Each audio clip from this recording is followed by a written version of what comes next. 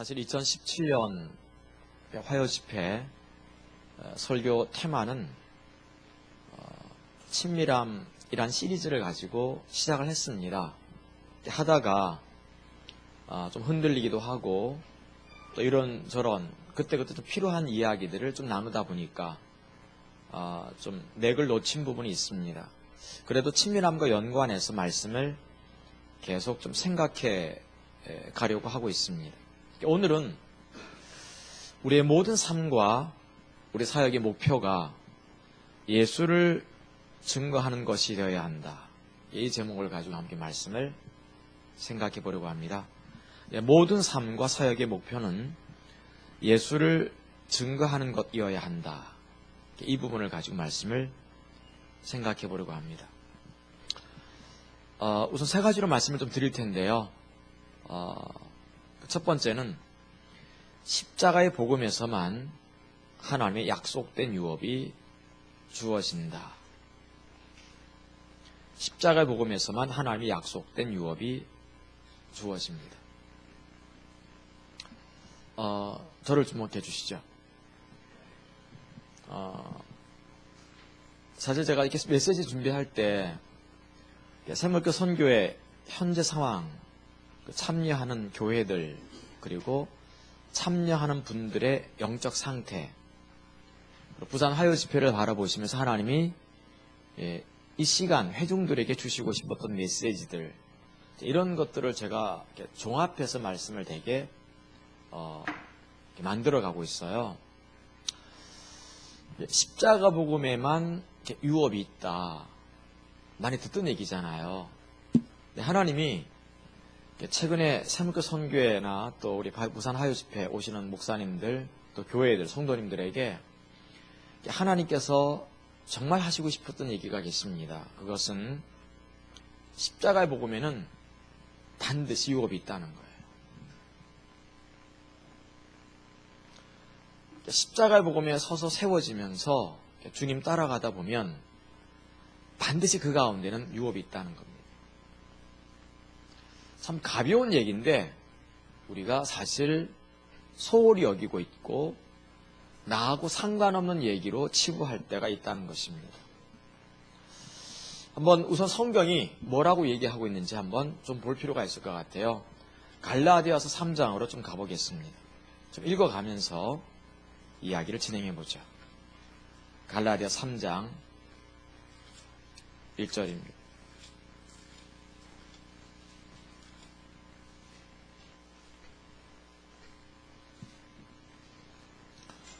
어리석도다 갈라디아 사람들아, 예수 그리스도께서 십자가에 못 박히신 것이, 다시 말해서 십자가의 복음이 너희 눈앞에 보이거늘 누가 너희를 꾀더냐. 내가 너에게 다만 이것을 알려 하노니 너희가 성령을 받은 것은 율법의 행위로냐 듣고 믿음으로냐. 너희가 과거에 예수 처음 믿을 때 예수 믿고 나서 성령 받았는데 보증으로 우리에게 구원의 증표로 성령이 왔는데, 우리가 하나님의 백성으로서 증표로 성령이 왔는데, 그때 처음 구원 받아서 성령 받을 때 그것이 율법, 성경에 기록되어진 어떤 명령이나 계명이나 법도 등을 잘 지킨 결과가 아니고 단순히 예수님께서 우리의 죄를 위해서 십자가 달려 돌아가시고 또 하나님의 그 예수를 믿으면 우리가 하나님의 자녀가 된다고 하는 이 단순한 정말 이 복음을 믿고 성령 받은 거 아니냐. 3절. 너희가 이같이 어리석으냐. 그때는 성령으로 시작하였다. 이제는 육체로 마치겠느냐. 왜 지금 자꾸 종교화되어 가고 있냐는 거죠. 4절. 너희가 이같이 많은 괴로움을 헛되이 받았느냐. 과연 헛되냐.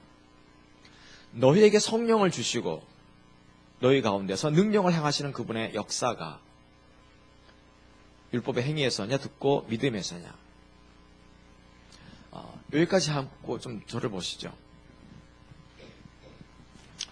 하나님이 최근 들어서 우리 새물교 선교회 전체적으로 교회들에게 또 목회자들에게 또 참여하고 있는 성도들에게 하나님이 주시고 싶었던 메시지는 십자가의 복음에는 반드시 유업이 있다는 거예요. 그리고 그 유업은 십자가의 복음에서만 이루어진다는 거죠.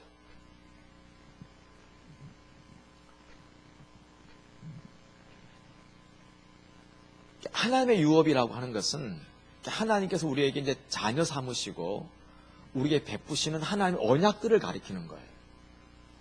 하나님이 우리를 예수 믿게 하신 다음에 하나님의 언약을 이제 우리를 통해서 이루시기도 하고 주시기도 하는데 그걸 다 통틀어서 우리는 쉬운 말로 유업이라고 말을 해요.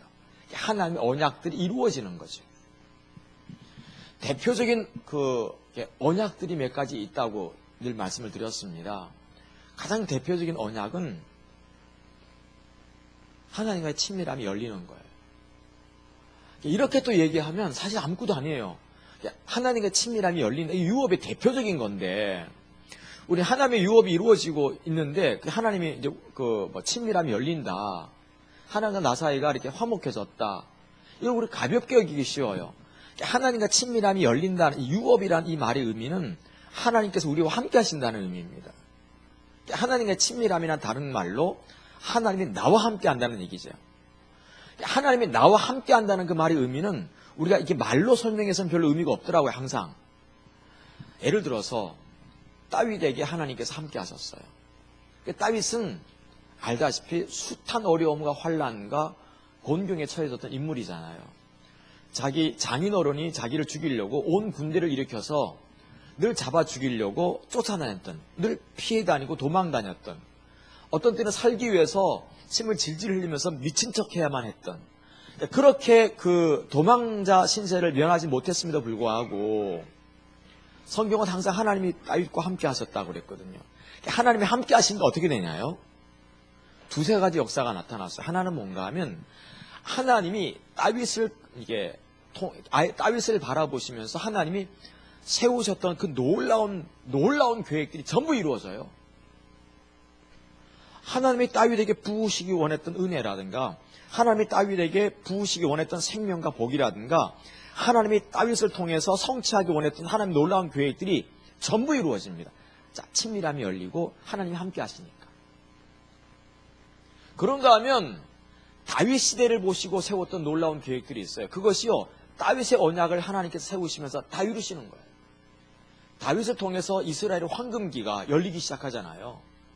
사무엘이 발판을 삼았다고 한다면 다윗은 그 황금기를 열었던 사람이거든요. 나로 인해서 그 나라가 황금기가 열려요. 다윗의 왕국이 열릴 정도로. 그리고 하나님께서는 다윗을 통해서 메시아를 결국 태어나게 하시는데 이게 하나님의 친밀함이라는 거예요. 이런 유업을 주시겠다는 거죠. 자, 요셉 하나 예를 들어주죠.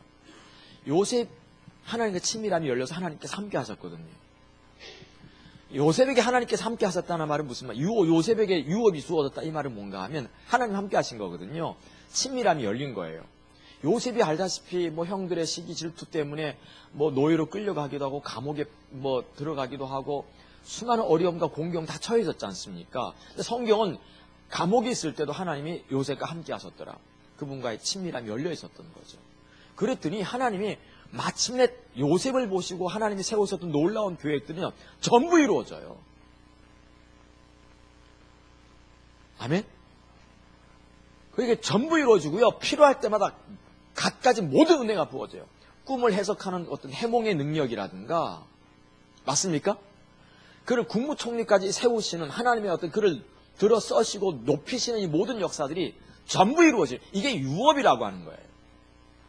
이 유업의 대표적인 것을 역시 우리는 찾으면 하나님과 친밀함이거든요. 의문의 증서를 전부 도말하시고 찢어버리시고 하나님은 우리 아버지 만드시고 하나님께서 우리를 자녀 삼으시고 친밀함을 확 열어버리셨던 담을 전부 허물어버리시고 이걸 유업이라고. 근데 십자가 복음에서만 이 유업이 이루어진다. 정말 유업은 하나하나가 대단한 거예요. 두 번째 유업은 역시 열방을 얻는 거예요. 역시 열방을 얻는 거예요. 이건요,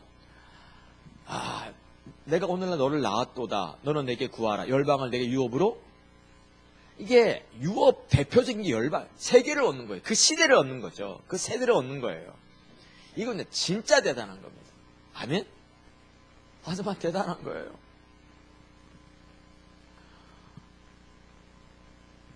이번 주도 우리 부산 목사님 네 분이 이렇게 중국 좀 들어가 계시고, 다음 주도 이제 또 우리 훈춘, 후추 뭐 저는 안 가본 곳이라 모르겠는데, 소위 말하는 만주국을 들어가시는 거예요 지금 이제. 하나님이요, 세계가 우리를 찾고 있어요. 어제도 뉴질랜드에서 전화가 왔는데 왜 안 오시냐고. 내년 1월달쯤에 한번 가볼까 싶은데요. 근데 하나님이, 우리 같은 사람 별 볼 일 없잖아요. 근데도 하나님은 세계를 주시기 원하세요. 그분이 하나님이신 거예요. 저는 개인적으로 한 7년 전에 비니 기사우, 이름을 잊어버렸네, 그 나라 이름.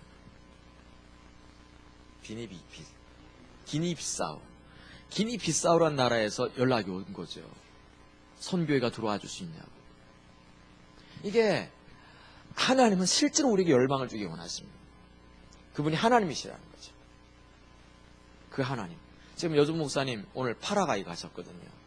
손경련 목사님과 이렇게 같이 가셨는데, 어제 뉴욕이라고 문자가 왔어요. 뉴욕 공항에서 이제 미국 들렸다가 이제 남미로 들어가야 되거든요. 엄청 먼 거죠. 한 이틀 가셔야 되는데, 뉴욕 공항이라고. 근데 하나님은요, 우리를 요구하시고 계세요. 이게 유업이라고 하는 거죠. 세 번째 유업은 역시 뭐예요? 세 번째 유업이 있다고 한다면, 우리를 아들 만드시고 하나님 아버지 되시는 거예요. 제가 그 두 번째에 써놨어요. 아예 그냥. 하나님이 이 뭐라 그럴까, 우리에게 아버지가 되는 유업을 주시는 거예요. 아버지가 되는 유업. 그러니까 하나님의 자녀가 되는 유업을 주신 거예요. 이제 하나하나 이제 뭐 그냥 간단하게 훑고 볼 거예요. 오늘 이제 다른 일을 좀 해야 되기 때문에 하나님이 우리 정말 대단한 거예요. 그러니까 한번 네 번째 유업을 하면 뭡니까? 역시 칠중 성령 아니겠습니까? 지혜, 우리에게 한 신이 임하셨으니, 여호와의 신이 임하셨으니, 그의 이름은 뭐 지혜와 총명의 신이시요. 그러니까 우리의 칠중 거룩한 성령이 부어지는 거예요. 이런 하나하나가 유업인데, 즉 하나님의 언약이 우리 가운데 몽땅 이루어진다 해서 유업이라고 그러거든요. 근데 이것이 어디에서 이루어지는가 하면 십자가의 복음에서 이루어진다는 거죠. 근데 기억하십시오. 십자가의 복음에 서면 반드시 하나님께서 이루실 거예요. 할렐루야? 근데 문제가 있어요. 왜 이 부분을 처음에 우리가 다루게 되는가 하면, 우리가 너무 지쳐있는 거예요. 기다리다가 지치는 거예요. 아무 일도 안 해놓으니까 그냥 저 십자가의 복음은 저기에 있는 어떤 메시지, 저기에 있는 복음, 요렇게 그냥 생각되어지고 말아버린다는 거죠. 아니에요. 하나님이 오늘 이 시간에 다시 우리에게 던지시고 싶었던 메시지는 뭔가 하면, 네가 십자가의 복음에 서 있니? 그런 말이야. 반드시 유업이 있어. 그 얘기 하시고 싶어요. 우선 십자가의 복음을 우선 좀 잠깐 설명을 다시 하죠. 십자가의 복음은 역시 지금도 살아계셔서 하나님 보좌 우편에 앉아 계신 예수님이 복음이세요. 십자가의 복음이세요. 십자가 복음은 다른 말로 뭐 부활의 복음, 요즘 뭐 그냥 복음. 사도 바울은 십자가의 복음이라고 얘기했다 하다가 또 내 복음의 이름 바와 같이 내 복음, 같은 말들이죠. 결국 복음은 하나잖아요. 살아계신 그분이 복음이에요. 그럼 우리가 여기서 말하는 십자가 복음은 뭐냐면 이론으로서의 십자가 복음이에요. 하나님의 길로서의 십자가 복음이죠. 다시 말해서 분명히 살아계신 예수님의 복음인데, 저 예수님이 실제로 내게 어떻게 복음이 되냐 하는 거죠. 어떻게 내게 지혜와 의로움과 거룩함과 구속함이 되게 만들 것인가. 요게 하나님의 길인데, 이거 이론인데, 이거 지식인데, 이거 교리인데, 요걸 또 다른 말로 이론으로서의 십자가 복음이라고 불러요. 복음은 예수님의 복음이에요. 근데 우리가 십자가 복음 책 있지 않습니까? 1, 2권. 그게 예수님입니까? 예수님을 24,000원에 사요? 권당 12,000원씩인데 그건 예수님이 아니잖아요. 근데 그걸 십자가 복음이라고 불러요, 책을. 왜 그러죠? 저 예수님, 살아계신 예수님, 보좌 우편에 저 살아계신 예수님이 어떻게 실제로 내 삶 속에서 지혜가 되게 하시고, 의로움이 되게 하시고, 거룩함이 되게 하시고, 구원함이 되게 만드는 방법을 쓴 거죠. 이론으로서의 십자가 복음이에요. 근데 이 이론으로서의 십자가의 복음에 내가 굳게 서서 살아계신 예수님을 내가 구하다 보면 실제로 어느 날 저 예수님이 우리 삶 속에 복음으로 와 있을 거예요. 복음으로 와 계시면 그게 유업이잖아요. 예수님 안에서 유업이 이루어질 것이니까. 할렐루야? 근데 우리는 저 책을 공부하면서 설교를 들어가면서 주님 따라가면서 중보기도 하면서 이렇게 살다 보니까 아무 일도 일어나지 않는 거야. 그럼 어떻게 됩니까? 힘들기 시작해요. 뭔가 좀 더 조급하게 방법이 생기기 시작해요. 성령으로 시작했다가 육체로 마치는 거죠. 성령으로 시작했다가 육체로 마쳤다는 게 뭔가 하면 유태인들에게 있어서 가장 큰 유업은 뭐겠어요? 유태인들은 신약 성경 안 믿잖아요. 그 유태교 믿는 사람들은 구약 성경만 믿고 있는데 이 유태교 믿는 유태인들은 옛날에 뭐가 가장 큰 유업이었을까요? 유태인들은 성령 받는 거였어요. 그들은 모두 아브라함의 자손들이었거든요. 그들은 아브라함이 100세가 되고 자녀 누굽니까? 부인이 90세가 됐는데 자식이 없는 거예요. 그러니까 그들은 이렇게 어떻게 해서 아브라함과 사라가 이렇게 자식을 낳기 시작했어요? 성령이 임하신 거예요. 전능하신. 그러니까 성령하면 유태인들은 전능하신 하나님이라는 게 있어요. 성령하면 전능하신 하나님. 그러니까 죽어있던 아브라함. 몸은 살아있지만 100세가 돼서 아기를 못 낳아요. 그냥 죽어있는 거죠. 남자의 기능이 죽어있었던 거예요. 여자의 기능이 죽어있었던 사라 90세니까. 근데 전능하신 하나님이 오시는 거죠. 이게 성령이 왔다고 부르는 거니까. 그러니까 성령이 전능하신 하나님이 임하시니까 아브라함과 사라가 아기를 낳은 거예요. 그리고 그들이 자기 이제 뭡니까? 유태인이 된 거죠. 그 유태인들은 가장 큰 생명과 복, 가장 큰 하나님의 유업은 뭘 받는 거예요? 성령 받는 거예요. 단순히 우리 하도 성령을 다 받아가지고 예수 믿으면 다 성령 아니니까 별로 아무것도 아닌 거라고 생각해. 유태인들은 이거요 진짜 목말라서 받고 싶었던 성령이었어요. 근데 우리는 그냥 별로 성령 말고 또 다른 것 좀 구하고 있어요. 유태인들은 성령 받고 싶었어요. 왜냐하면 구약 성경에는 네 부류의 사람에게만 성령이 부어집니다. 첫째는 왕, 둘째 제사장, 셋째 선지자, 넷째 특별히 은총 입은 사람들. 특별히 은총 입은 사람들 외에는 왕, 제사장, 선지자 외에는 성령이 안 부어져요. 그래서 신약시대가 되면 성령이 뭐라고 유업, 약속을 만들어 놓는가 하면 모든 남종과 여종들에게 성령이 물부터 기름 부어준다는 거잖아요. 이게 우리가 신약시대를 사는 축복입니다. 할렐루야. 유태인들은 성령 받는 거였어요. 성령 받는 거였거든요. 이게 가장 큰 유업이었어요. 근데 문제는 유태인들이 처음에는 이제 사도 바울이 이제 복음을 이렇게 전하면서 성령 이제 받게끔 하셨어요. 근데 문제는 뭔가 하면 예수가 우리에게 복음이 되어서 하나님의 모든 유업들이 이루어져야 되는데 안타깝게도 초대교회 때 뭐가 문제였는가 하면 뭐가 문제였습니까? 성령을 기름 붓듯 받아가지고 하나님의 놀라운 언약들과 유업들이 이루어지는데 사람들이 자꾸만 아까 바울의 표현대로 성령으로 시작했다가 육체로 마치는데 자꾸 육체로 가기 시작한 거예요. 다시 말해서 듣고 믿음이거든요. 십자가에 달리신 저 예수님이 다 이루었다 선언하면서 돌아가셨지 않습니까? 그렇게 다 이루신 그 공로 의지에서 내가 주의 피와 살을 의지하고 예수 그리스도를 믿음으로 말미암아 저분의 이름을 신뢰함으로 말미암아 내가 성령 받는 거거든요. 하나님의 유업이 이루어지는 거거든요. 근데 안타깝게도 점점 초대교회가 어떻게 타락되어 가고 거예요? 듣고 믿음, 십자가의 공로만을 의지해서 십자가의 복음만을 의지해서 내가 성령 받는 게 아니라 유업을 받는 게 아니라 뭐 어떻게 한 거예요? 육체로 마치는 거야. 육체. 내가 무언가 율법의 행위냐 듣고 믿음이냐니까 성경에 기록되어 있는 계명이나 명령이나 법도 등을 잘 지켜가지고 뭔가를 받아내려고 하기 시작한 거예요. 요 정도 문제는 3일 금식하고 요 정도 문제는 7일 금식하고 요 정도 문제는 쌀한감을 바치고 요 정도는 100만 원 바쳐야 되는. 야, 전에 우리 교회 요즘 기도받으러 오셨던 권사님 계신데 요즘 안 오시더라고. 근데 그분이 이렇게 옛날에 굉장히 큰 부자였어요. 부자였는데 좀 문제가 생겼어. 기도원에 갔더니 그 기도원 원장이 그러셨더래. 그 100만 원 바치면 된다고. 그래 3일 금식하면 된다고. 그 저한테 왔더라고. 그래서 100만 원 바치면 되냐고 묻더라고요. 그래서 나한테 바치라고. 그런 생각 안 했고요. 그냥 야, 그게 말이 되냐고 내가 그랬어요. 그 권사님이 벌써 예수를 믿은 지 벌써 수십 년 됐는데 아직도 그걸 모르시냐고. 우리는요 율법의 행위로 하려고 할 때가 많아요. 근데 솔직히 기다리다 보면요, 야 내가 오늘도 주님 찾아서 내가 하나님의 거룩한 유업을 이루어야지 하는 것과 그냥 100만 원 바쳐야지. 어느 게 더 쉬워요? 그렇죠. 이거 하나님 찾는 건 기약이 없어. 성령이 전지하신 하나님, 전능하신 하나님, 성령이 아브라함에게 임해야 됐던 것처럼 기다리는 것은요, 좀 힘들어요. 우리 알다시피 아브라함도 기다리다가 지쳤습니까? 안 지쳤습니까? 지쳐보니까 어떻게 됩니까? 차라리 아브라함에게 내가 너에게 자식을 줄 테니까 100만 원 바쳐. 이러면 쉬워요. 맞습니까? 그 아브라함이 100만 원 바쳐버리면 아기가 생기는 거야. 근데 이거는 뭡니까? 하나님이 임할 때까지 기다려야 돼요. 이거 어려워요. 그래서 듣고 믿음, 그 다음에 뭡니까? 이 율법의 행위. 사람들 어디로 가기 쉬울까? 율법의 행위로 가기 쉬운 거예요. 아, 요런 문제는 3일 금식하면 딱 해결된다. 이거 이런 문제 생길 때마다 딱 요거는 3일짜리. 요건 7일짜리. 이러면 얼마나 좋아요.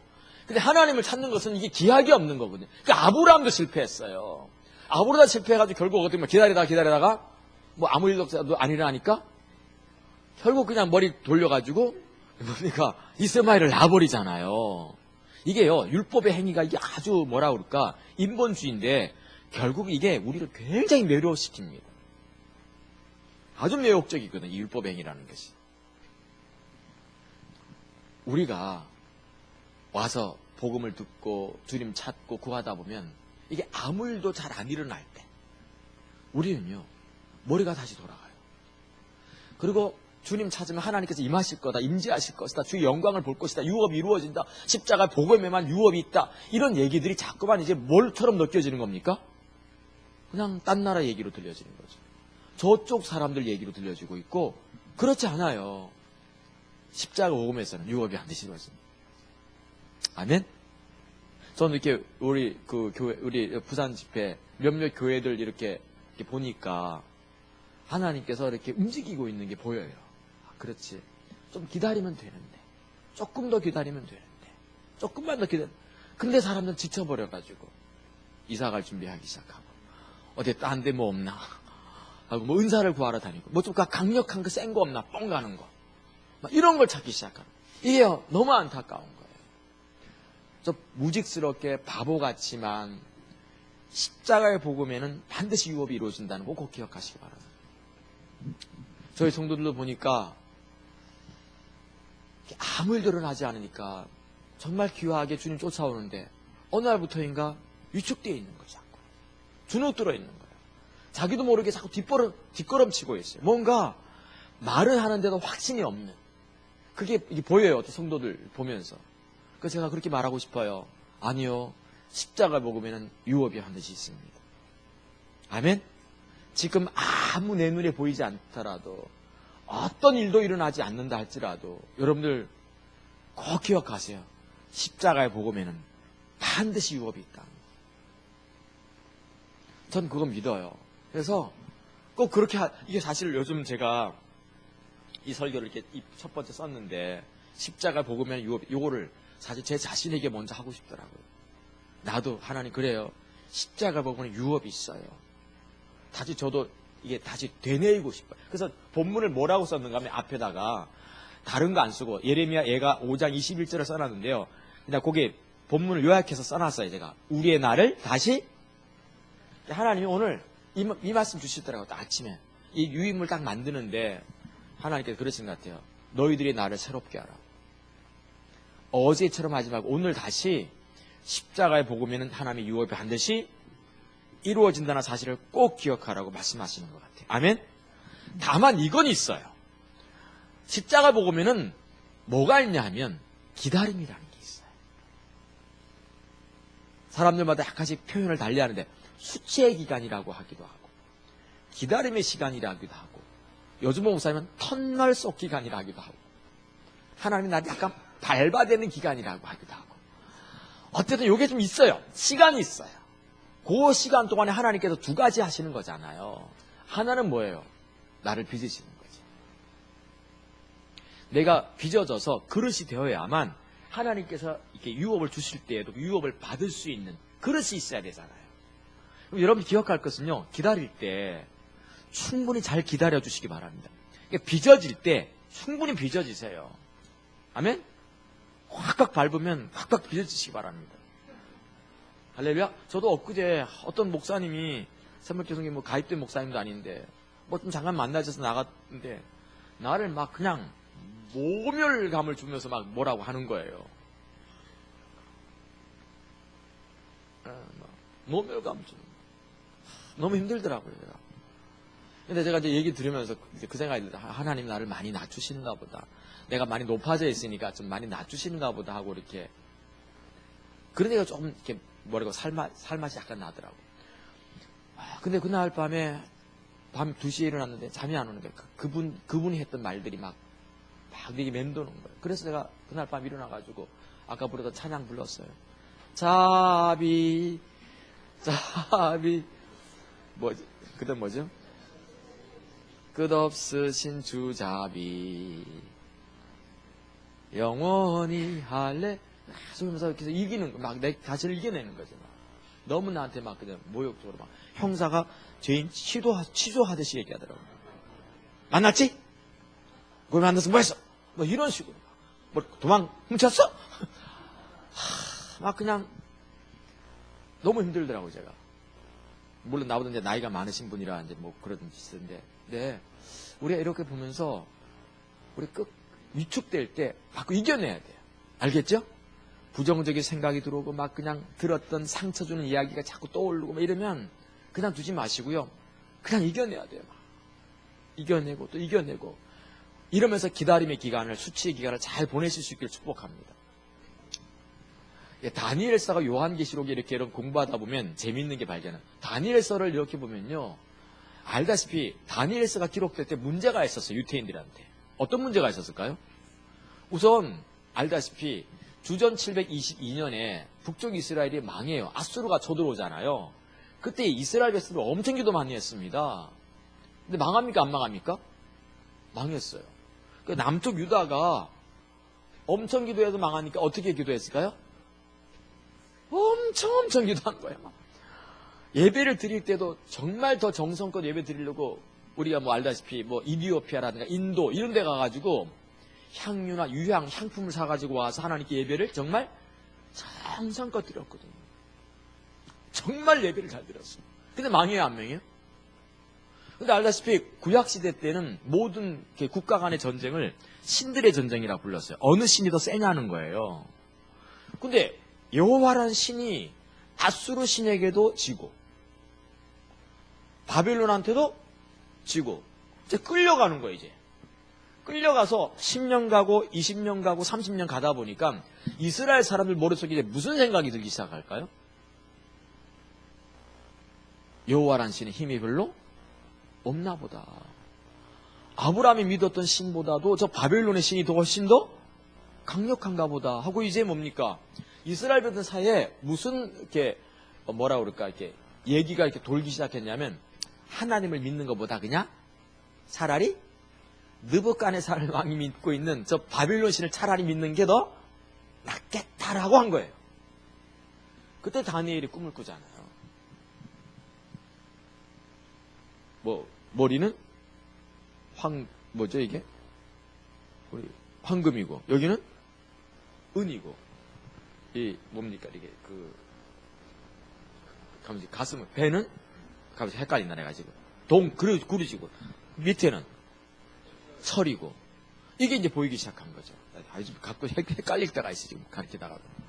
이게 뭐냐라고 할 때 다니엘이 이걸 해석해 주기 시작합니다. 그게 뭔가 하면 황금의 나라, 은의 나라, 그 다음에 뭡니까 구리의 나라, 철의 나라가 있다는 거죠. 하나님이 철의 나라 로마를 가리킵니다. 동로마 제국, 소로마 제국 두 다리니까.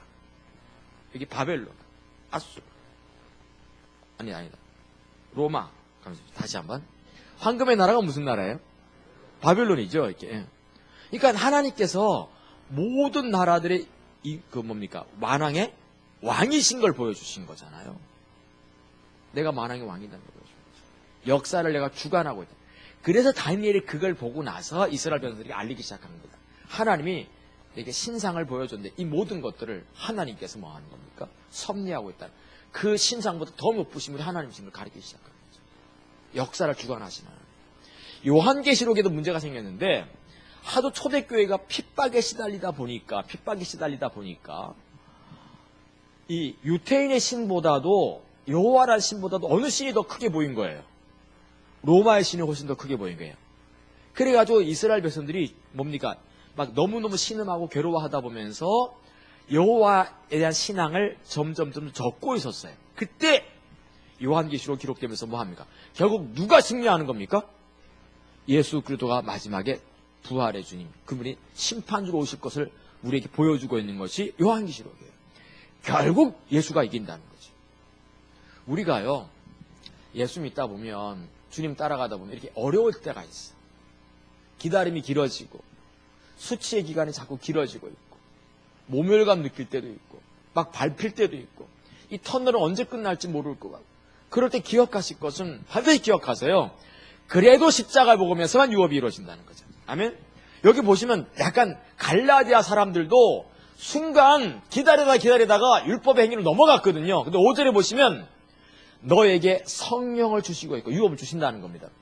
전능하신 하나님이 찾아오셔서 유업을 주시고 너희 가운데서 능력, 전능하신 그 능력, 아브라함을 이렇게 100세가 돼서 아기를 낳게 만들었던 그 능력을 행하시는 그분의 역사가 율법의 행위가 아니라 어디서?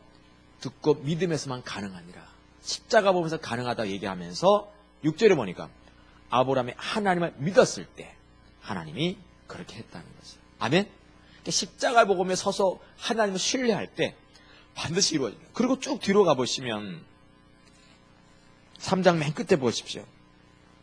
29절 같은 너희가 그리스도에게 속한 자이면 곧 아브라함의 자손이요 약속대로 유업을 사도 바울은 유업에 대한 얘기하고 있어요.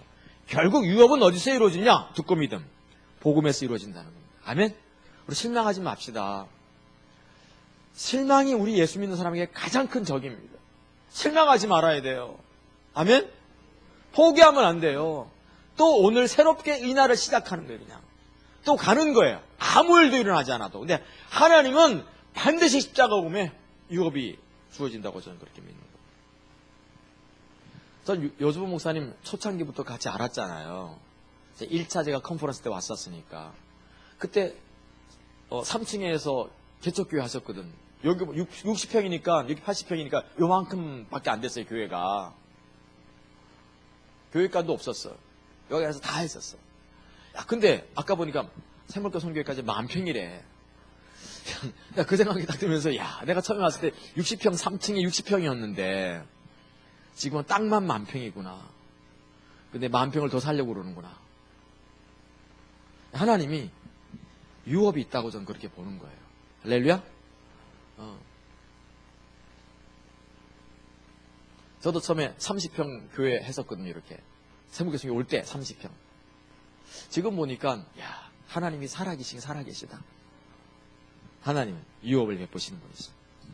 두 번째, 그런데 하나님의 유업을 베푸시는 십자가 복음에는 반드시 유업을 주시는 분인데 하나님이 이 유업을 주시려고 할 때 우리가 꼭 봐야 될 게 하나 있어요. 그 유업을 주시고 싶었던 하나님의 이 마음의 크기가 얼마나 강하냐는 거예요. 솔직히 아버지가 자식들한테 이제 뭡니까? 자식이 5명 있다 치자. 그러면 재산을 좀 분배하고 싶은 마음이 있어요, 없어요? 있겠죠, 당연히. 있는데 왠지 어느 자식한테는 왜 확고하게 주고 싶은 어떤 그 열망이 더 큰 자식이 있을 수 있습니다. 맞습니까? 난 내 자식한테는 하나도 주고 싶지 않아요. 가진 것도 없지만 요즘 그래서 난 못 준다.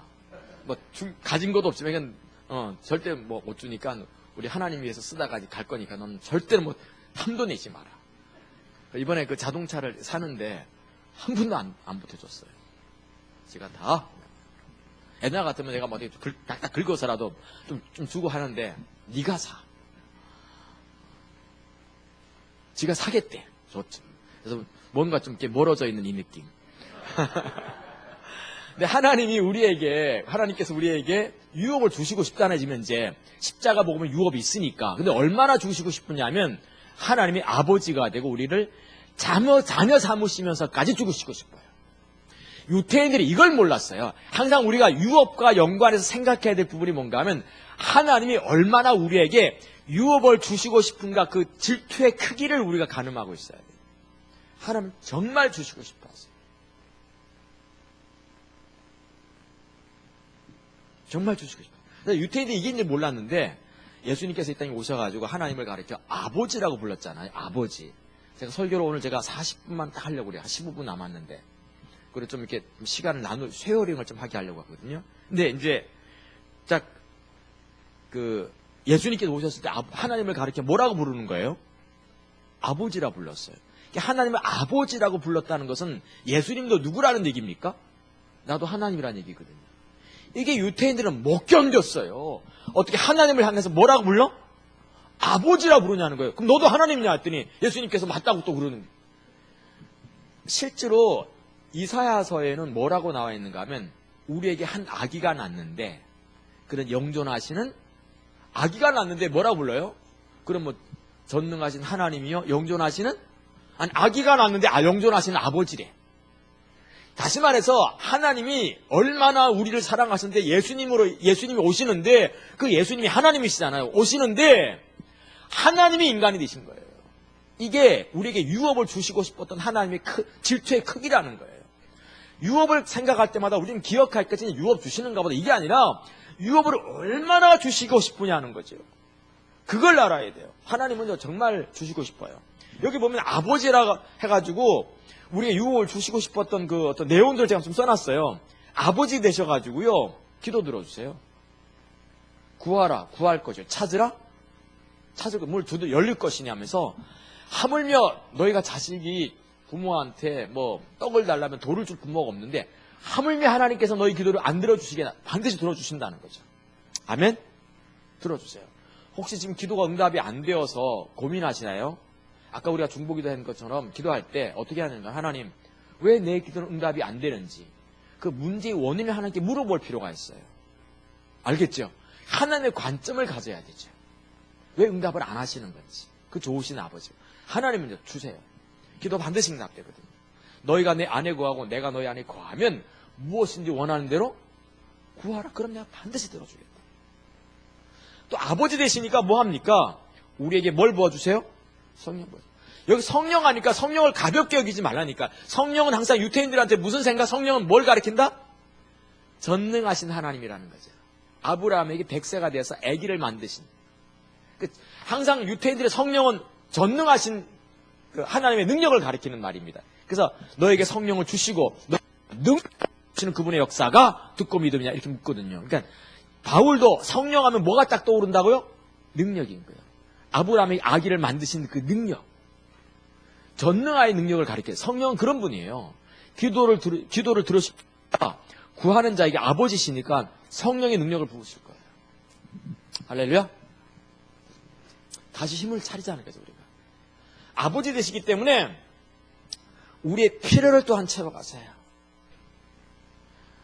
이런 것들은 다 이방인들이 구하는 것이라 너희는 하나님 나라와 의를 구하면 이 모든 걸 내가 다 채워주겠다 하시면서 너희가 구하기 전에 아버지는 이미 다 알고 있다는 거예요, 하나님이. 솔직히 저 개인적으로는 제가 뭘 구하기 전에 이미 하나님이 다 채워주시는 분이시거든요. 하나님 채워주시죠. 안 채워주실 분은 아니잖아요, 하나님. 뭘 째째하게 뭘 안 채워주시겠어요. 맞습니까? 그분이 네 번째 보시면 읽어만 가도 아버지 되시게 유업 주시고요. 아버지 되시게 용서하기도 기뻐하세요. 정말 용서하기 기뻐하시잖아요. 아버지 되시기 때문에 자신의 의중과 계획을 알리시기를 또한 기뻐하십니다. 지혜와 계시의 성령을 부으사 뭡니까? 너희 마음 눈을 밝히사 하나님의 부르심의 소망이 무엇인지를 알게 하시는 분이시죠. 하나님. 의중과 계획 알 수 있어요.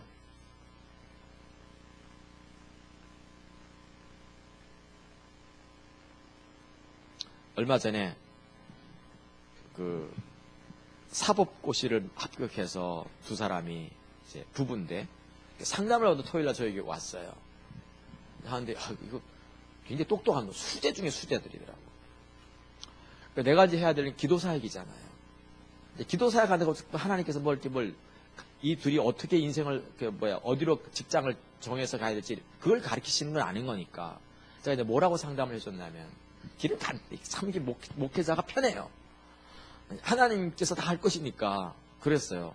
두 사람이 어떻게 직장을 갖고 가질 건가 난 모른다. 다만 하나님을 예배하면 내가 어느 직장을 갈지, 뭐 검사, 뭐 이런 거 그런 거보다도 다 내려놓고 하나님을 예비하면 내가 믿는 하나님은 반드시 말씀해 오신다.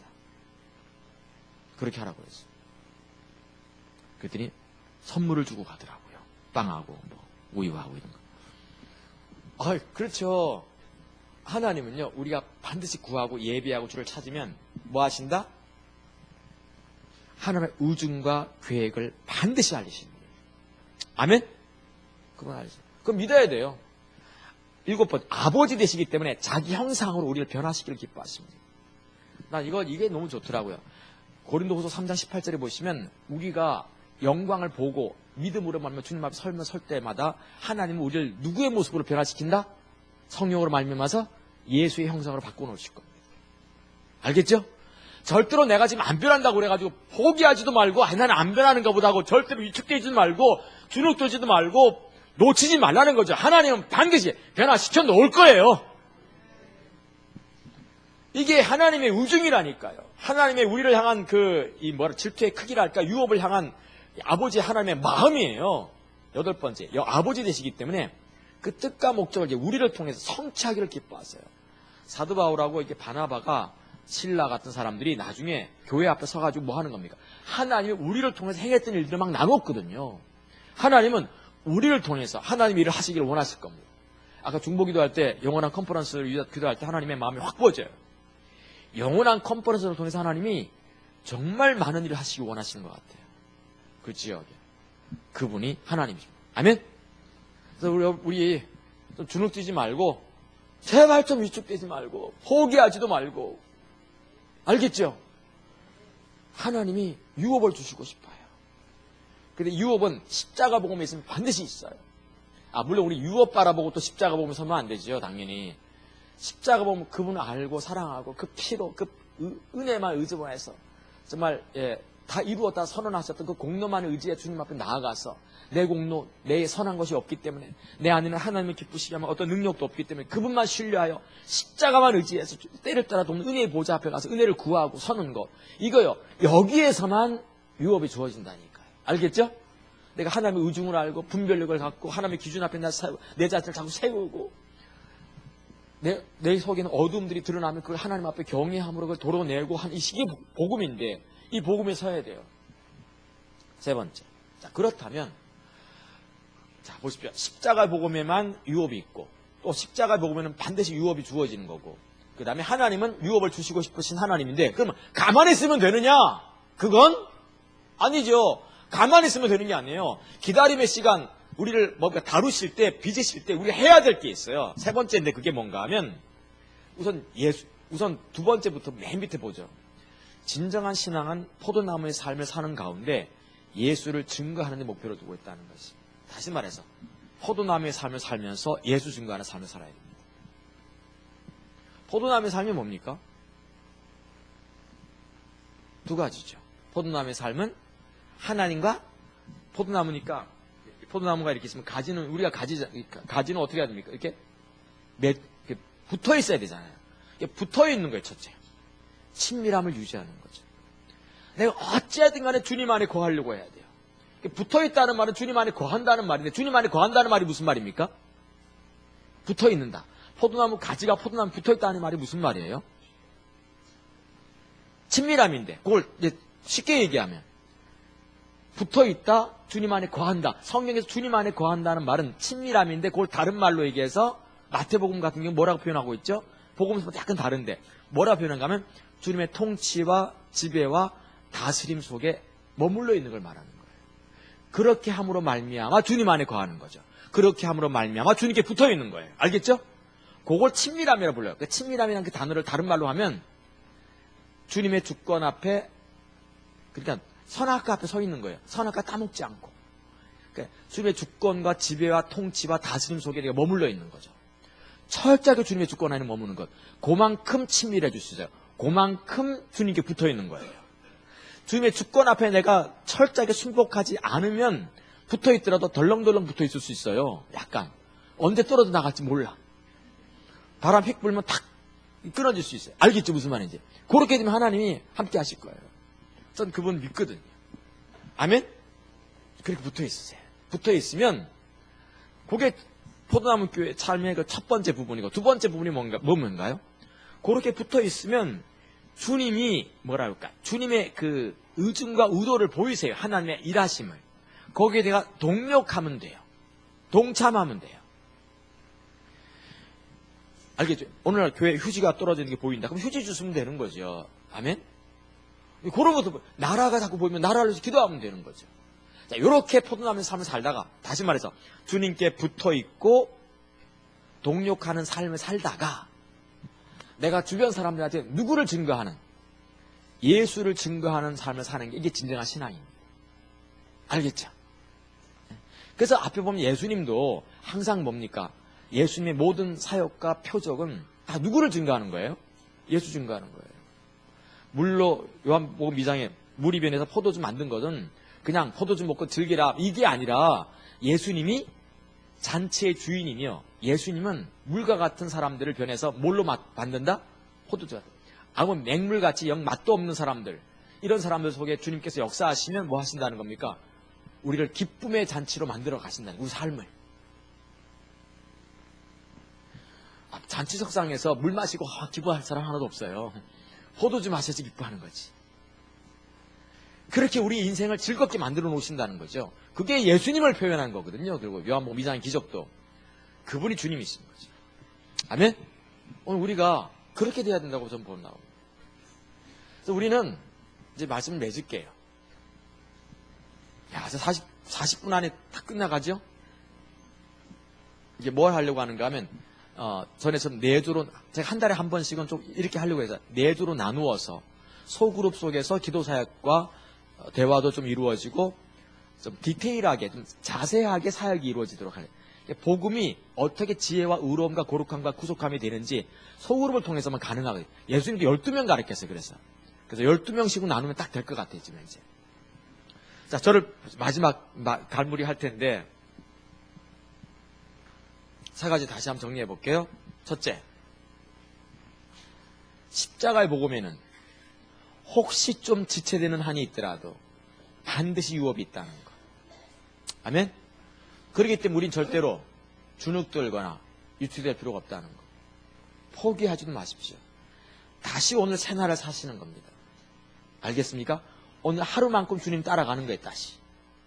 주님 약속 의지해서. 두 번째,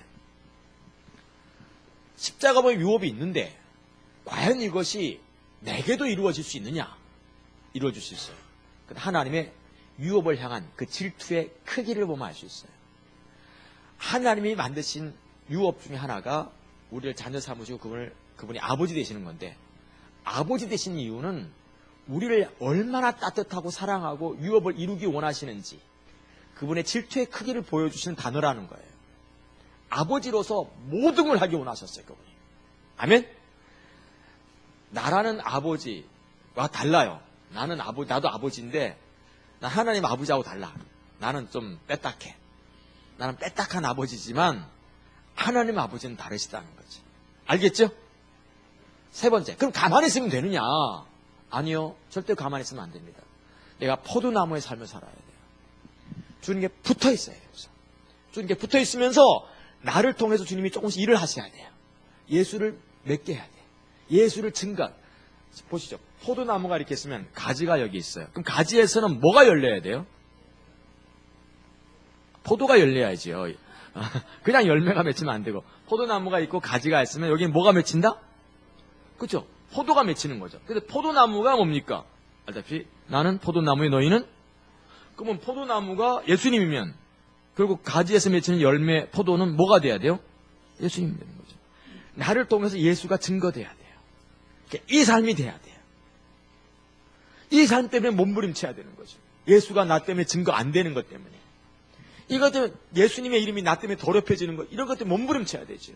몸부림치면서 나를 통해서 예수가 증거되고 나타나길 바라는 이 삶을 살 때 저는 믿어요. 지금 그 삶을 살다 보면 어느 날 나도 모르게 유업이 조금씩 나타날 거예요. 생명. 알겠죠? 설교는 이제 마쳤습니다.